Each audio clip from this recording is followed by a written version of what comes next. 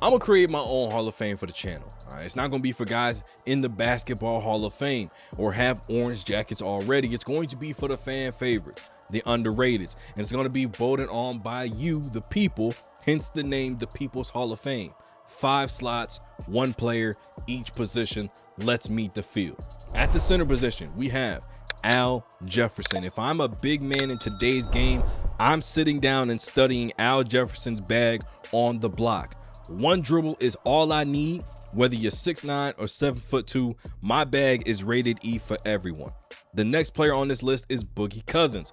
We talk about Nikola Jokic, Joel Embiid. If it wasn't for injuries, DeMarcus Cousins would be one of the most dominant, most skilled players at his position in the NBA, even till this day. The next player on this list is Jermaine O'Neal. Doesn't get a lot of respect, doesn't pop up in a lot of conversations, but he will give you 17, 10, 2 blocks, guard your best post-up player on the opposite team, and he had a silky smooth mid-range game. The next player on this list to round out the center position is Tyson Chandler. When you think about New Orleans Hornets, when you think about Dallas Mavericks or the New York Knicks, everywhere Tyson Chandler went, their defensive identity changed and it improved and went to another level. He is one of the most underrated defensive players of the year in NBA history.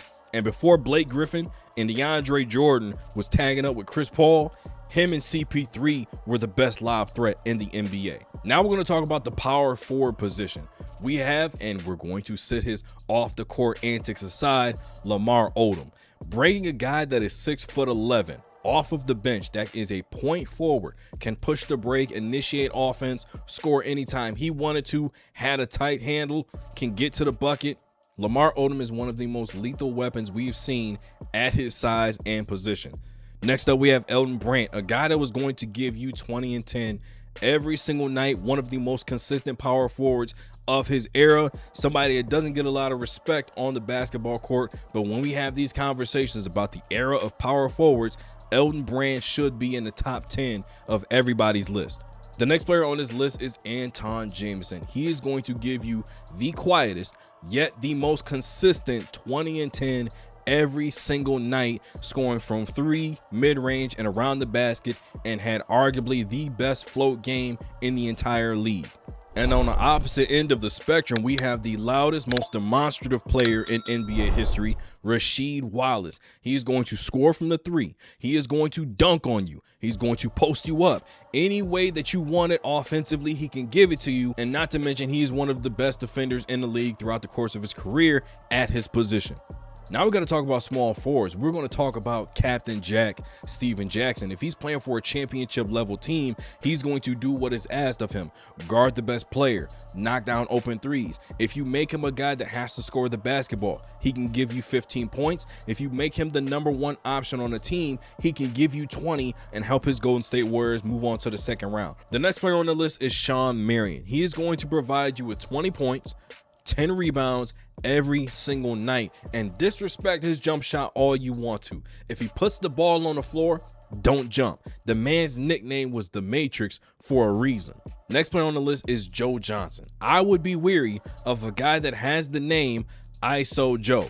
If I find myself on an island, I need to know immediately where the help is coming from, or if it's coming at all, because then I know if I'm in trouble a lot or if I'm in trouble a little. Either way it goes, Joe Johnson is going to get a bucket on you. And last but not least, for the small forward position, we have Ron Artest. He's a guy that you can trust to guard LeBron James, Kobe Bryant, Kevin Durant, Michael Jordan, Paul Pierce, all in their primes, and still have the responsibility of giving you 17 to 20 points on the other side of the ball. Jamal Crawford. Think about this. If you are on an island and you're by yourself in isolation, and suddenly 15 to 20,000 people stand up to their feet and it's midway through the second quarter, just know you're in trouble. You're on an island. Yell for help. They may not throw you a lifeline, but that's the best thing you can do in this situation. Jamal Crawford was a problem.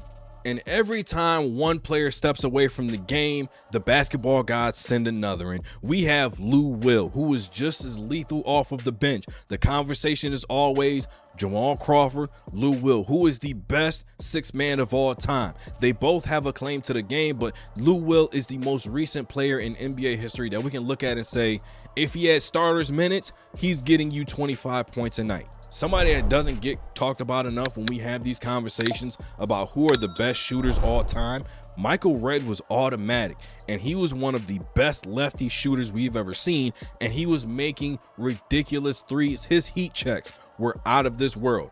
Michael Redd is one of the best shooters of his entire generation. The last player to round out the shooting guard position is Jason Terry. Now, we always make fun of him for getting dunked on by LeBron, but I think that's a way that we cope for what he did to the Miami Heat in the 2011 NBA Finals. He is very much the reason why that Heatles team did not get 3 championships in the Miami Heat era for LeBron James. And for the point guard position, all 4 of these players at some point in their career were in the conversation for the best in the NBA at the point guard position. First up, we got to talk about Deron Williams. It was a conversation. Who was the better point guard, Chris Paul or Deron Williams? And remember what I said about Jamal Crawford being on that island?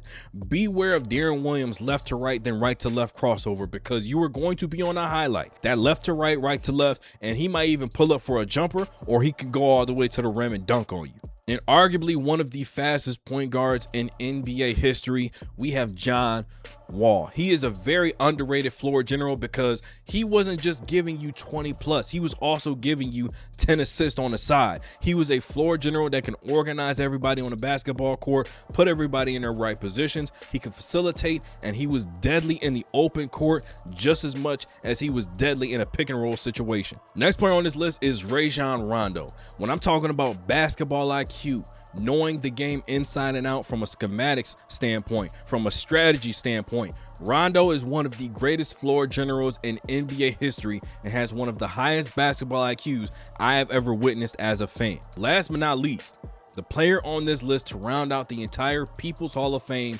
voting is Derrick Rose. Now, we hear so often about the Derrick Rose flu when he's coming into town. Whether he's on the schedule, he's going to be one of those guys you don't want to see, one of those guys you don't want to guard. But what is underrated about Derrick Rose, put his athleticism aside, his IQ for the game, his skill level, his handle, his left to right cross, his right to left cross, his 2-foot jump stop float game. He's one of the more underrated skill players that has his level of athleticism in NBA history.